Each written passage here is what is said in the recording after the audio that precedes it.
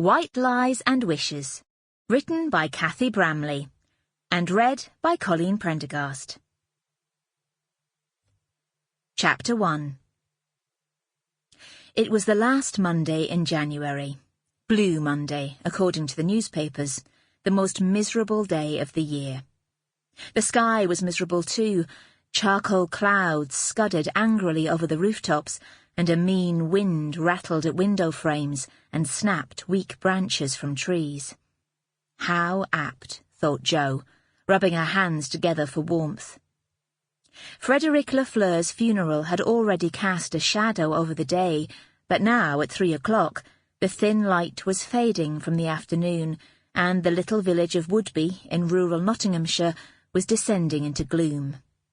Jo shuddered, dragged her gaze away from the steamed-up window of the village hall, and blinked away tears that had been gathering since before the service. Coffee.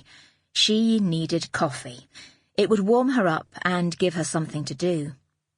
She pushed her way through the crowd towards the refreshments, and was vaguely aware of a petite young woman with a cloud of pretty red curls hopping up and down, trying to hang a brightly coloured coat on a peg out of reach.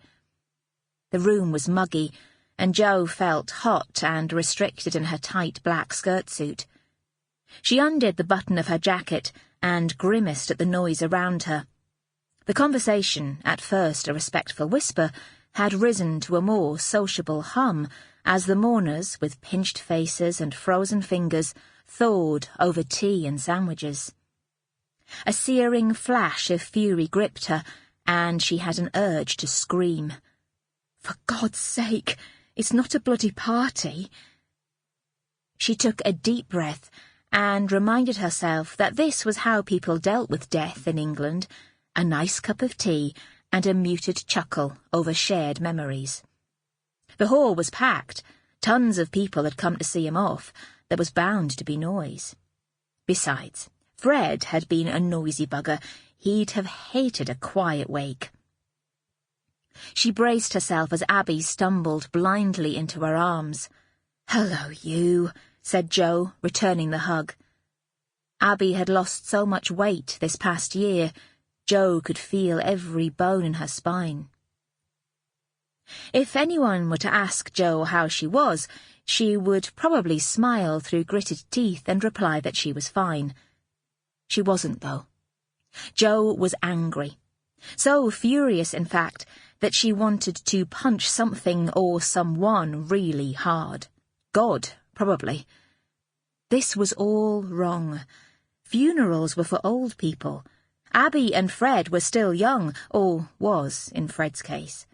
They should be popping out more babies left, right and centre, enjoying life, planning for their future. Fred should be here, arm draped round his beautiful wife, knocking back the red wine and making jokes about English food. Jo could feel her breath rattling against her ribcage, her throat burning with the effort of keeping her own emotions in check. She kissed Abby's hair and released her, dabbing the tears from her friend's face with a tissue that had seen better days. What do you say to your 34-year-old friend who has just lost her husband to cancer? "Thanks for doing the reading in French, Jo," Abby murmured. "Yeah, cheers for that," said Jo, twisting her mouth into a smile. "As if I wasn't stressed enough, you made me wheel out my rusty old French." At least now the service was over, she could start to breathe normally again. "It was brilliant. You still sound fluent." Abby swallowed. Jo shook her head. Abby was amazing. Even now she managed to see beyond her own pain. "Old Maman Lafleur didn't think so. She was giving me daggers." Abby winced. "Sorry about my mother-in-law. I think she still blames you for introducing us at uni. If it's any consolation, she looks at me like that all the time." "Poor you." Jo smiled in sympathy. Her eyes roamed the room until she located Fred's parents queuing for food. Fred's dad, Henri, is lovely, though. Handsome devil. Obviously where Fred got his looks from. Abby's face crumpled. Shit. Wrong thing to say. Sample complete. Ready to continue?